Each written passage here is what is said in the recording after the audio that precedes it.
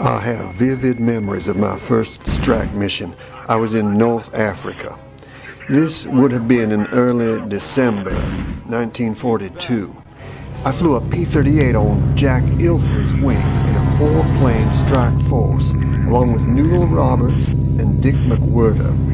Newell had an uncanny ability to analyze reconnaissance photos and maps, and he had sketched out a flight plan that kept us in deep canyons, well below enemy radar, almost all the way into and out of a carefully selected target area, designating a small satellite airstrip outside of Gabes in northeastern Tunisia. The unusually rugged terrain allowed us to sneak right in on them undetected. The plan was to pop up over the enemy airfield at the last second, make one devastating pass, strafing any interesting targets with rockets, machine guns, and cannons, and then to dip immediately down into an adjacent series of canyons and follow Newell's complicated low-altitude flight plan back toward home. Now, I made a lot of mistakes.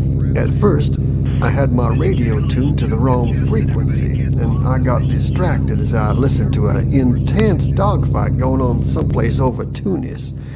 After I fixed that, I was able to hear brief radio encounters between the other pilots in our strike, but mostly I was just concentrating on staying with them. I accidentally flew past Ilfrey a couple of times, which was embarrassing, but his great piloting skills got him back out in front of me in short order, and he never criticized me about that.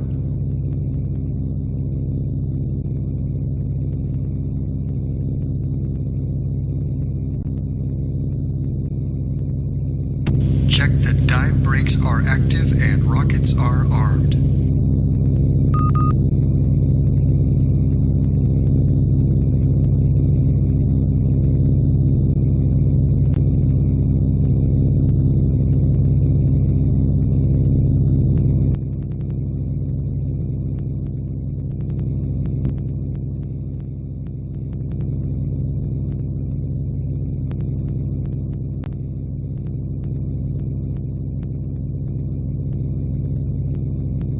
This is the initial point. Pop up. As we approached the target area, Roberts led us in a steep pop-up maneuver, and then all 4 of us saw a string of German Me-109 fighter planes all lined up on the runway with their engines idling. It looked like they were warming up prior to take off on a strike mission of their own. We all let loose on them with our rockets, machine guns, and cannons, and within about 30 seconds we hit their airfield facilities with 50 rockets. Being the last in the line of attacking aircraft, I ended up with the most favorable lineup to strafe those 109s. My approach was sloppy, but my gun camera film captured a great record of what happened, and after the CO analyzed those details, I got credit for damaging 2 Me-109s and destroying a 3rd on the ground.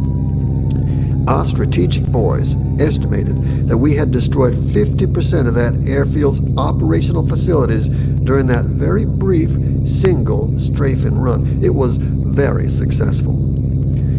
On the way home, I kept looking behind me, worried that one of those German pilots may have survived undamaged and could be chasing us. I did see a glint reflecting from a windscreen behind me at one point, but it turned out to be Ilfrey, who somehow got behind me again when he was firing at the enemy airstrip.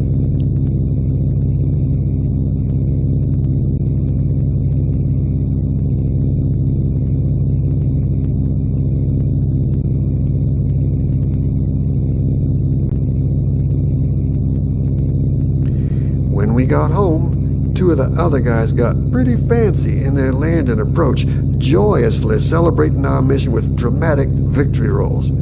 I didn't have the confidence to do that, but I can tell you I felt about 10 feet tall and elated just to have survived my first mission and to have been privileged to fly that amazing Lockheed P38 Lightning with great leaders like Jack Ilfrey, Newell Roberts, and Dick McWhirter.